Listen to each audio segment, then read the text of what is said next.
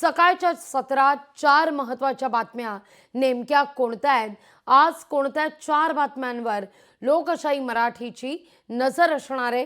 पाहूया आपण सुरुवातीला ते 4 महत्त्वाच्या बातम्या. पहिली बातमी अर्थातच ठाकरेंच्या शिवसेनेचं आज राज्यव्यापी आंदोलन आहे. उद्धव ठाकरे स्वतः या आंदोलनात सहभागी होतील.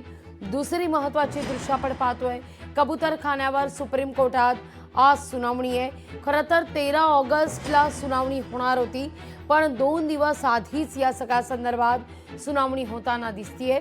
तिसरी महत्त्वाची बातमी, महादेवी हातेणी संदर्भात जो एकत्रित येऊन सर्वोच्च न्यायालयाकरता ड्राफ्ट तयार करण्यात आलेला होता, ती पुनर्विचार याचिका आज दाखल केली जाणार आहे.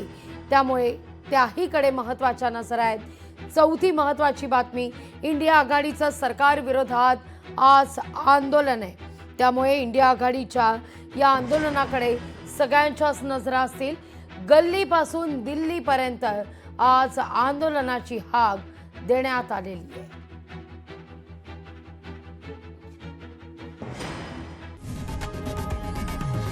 लोकशाही मराठी ऐका, पहा, जागरूक रहा.